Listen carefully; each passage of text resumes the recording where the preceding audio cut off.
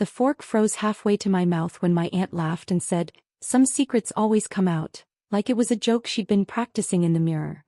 The dining room smelled like overcooked chicken and old perfume, and everyone else kept eating.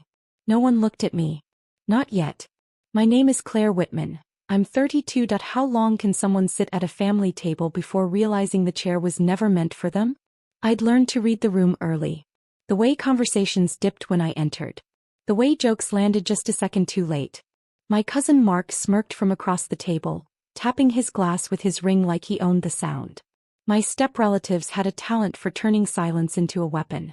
Grandmother's portrait watched us from the wall, her eyes dull with age but sharp enough to follow everything.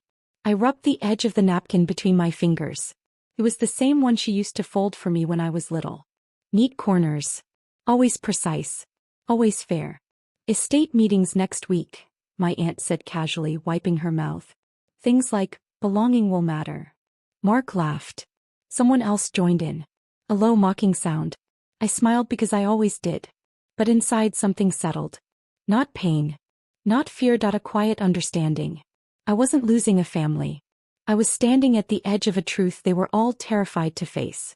That understanding stayed with me all week, heavy but steady, like a candle that refused to go out even when the windows were open.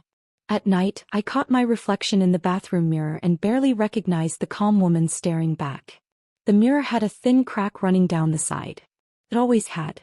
I traced it with my finger, wondering when it had started to look intentional. The estate meeting was held in my grandmother's living room. Same beige carpet. Same ticking clock that always sounded louder when no one spoke. Chairs were set in a loose circle, but mine was slightly apart, angled just wrong. I sat anyway. Mark arrived late, loud as usual. He dropped into his seat and leaned forward, elbows wide, like he was claiming territory. "This should be quick," he said, smiling at me. "Assuming everything's clear." No one corrected him. The lawyer opened a folder, papers whispering against each other. My aunt cleared her throat twice. My uncle checked his phone, then looked up and avoided my eyes. The silence stretched. It felt rehearsed. "We'll begin with verification," the lawyer said. Neutral voice. Professional distance. Mark chuckled. "Before she gets a dime," he added, glancing around the room, "let's see if she even belongs here." The candle inside me didn't flicker. It burned steadier. No one told him to stop. That was the part that hurt more than his words. My aunt's lips pressed into a thin line, like she was holding back a smile. Someone shifted in their chair. The clock kept ticking, loud and patient, as if it had all the time in the world. The lawyer adjusted his glasses. "As requested," he said, "a DNA verification was conducted to resolve questions regarding lineage." Mark leaned back, folding his arms. He winked at me. "Told you secrets come out." The mirror crack flashed in my mind. A clean break. One line splitting everything in two. A woman I didn't recognize stepped forward. Dark blazer. Calm eyes. She placed a sealed envelope on the table. The paper made a soft sound, barely louder than a breath. For a moment no one moved. Even Mark stopped smiling. "This is routine," she said. "Please understand the results speak for themselves." My palms were cold, but my spine stayed straight. I thought of my grandmother folding napkins, how she always said truth didn't need decoration. Just patience. The expert opened the envelope slowly. Too slowly. Mark laughed again, but it came out thin this time. She scanned the page. Paused. The room leaned forward as one. The candle inside me burned without smoke. The pause stretched until it felt deliberate. The DNA expert lifted her eyes from the paper and looked around the circle as if memorizing faces. Then her gaze settled on Mark. "Sir," she said gently, "your DNA does not connect you to this family."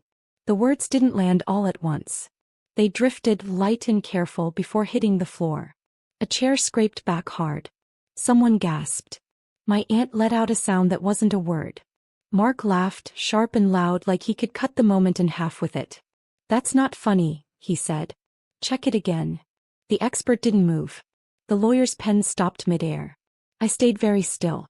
The mirror crack returned in my mind, but this time it felt like a door opening. Mark's face drained of color. He looked at his mother, then at me, then back at the paper, as if it might rearrange itself out of pity.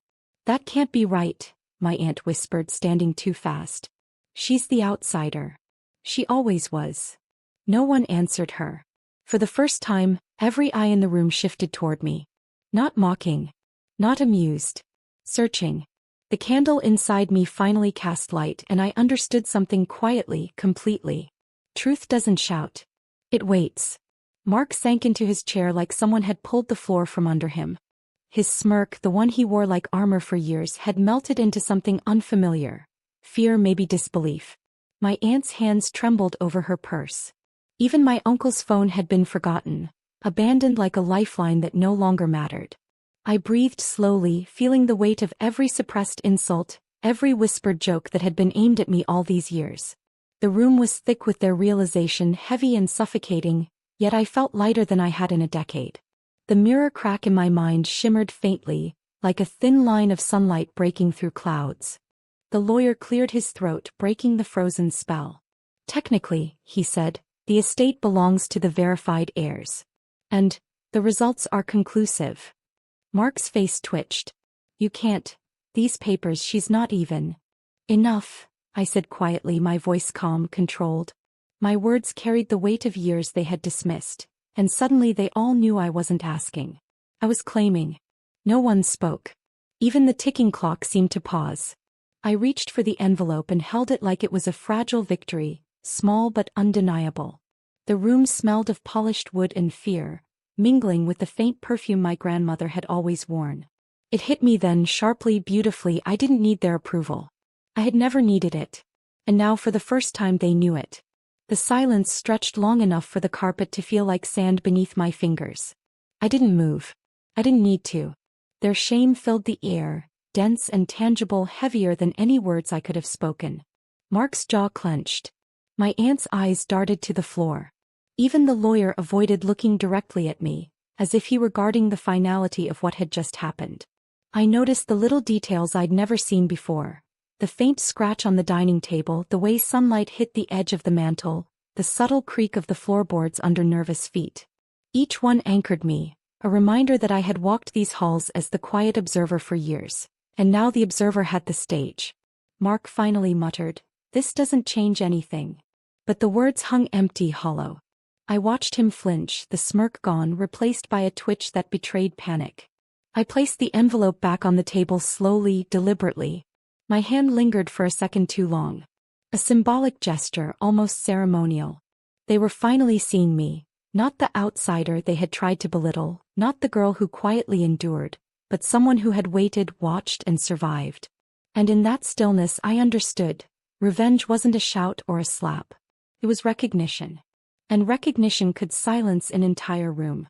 Mark tried again, voice tight and forced. "You think this makes you better than us?" I let the words hover, heavy and meaningless. Better? I didn't feel better. I felt free. The years of whispered jokes, the sideways glances at family gatherings, the casual reminders that I didn't belong, all of it had carved a hollow that now filled with quiet clarity. My aunt shifted uncomfortably, trying to smile, but the corners of her mouth betrayed her. My uncle's fingers drummed on the armrest, impatient yet powerless. The air smelled of polished wood, old perfume, and fear, an aroma I'd memorize forever. I rose from the chair slowly, deliberately, each step measured. Each glance locked on the faces that had once laughed at me. My hand brushed the cracked mirror in my mind again. That line had become a bridge, not a break. Belonging, I said softly, voice calm, isn't given, it's recognized. And today, I let my eyes settle on each of them.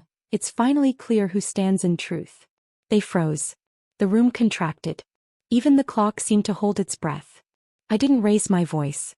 I didn't shout. The weight of my presence, of all the years they ignored, spoke for itself. Their laughter had died. My candle burned steady, unwavering, illuminating a room where justice whispered louder than any argument. I walked to the window and pulled back the curtain, letting sunlight spill across the room. It hit the envelope on the table, casting a small, perfect reflection. A prism breaking the tension into colors. The family sat frozen, their faces caught between disbelief and resignation. I didn't gloat. I didn't yell. I simply spoke, voice calm and unwavering. You spent years trying to define me by who I wasn't. Now the truth defines us all. Mark looked down at his hands. My aunt's eyes filled, but not with tears. More like the recognition of their own cruelty finally mirrored back. I realized then that revenge doesn't have to hurt anyone physically. It doesn't need chaos or shouting. True revenge is quiet, complete, and leaves you standing while the rest stare at the clarity they can't escape.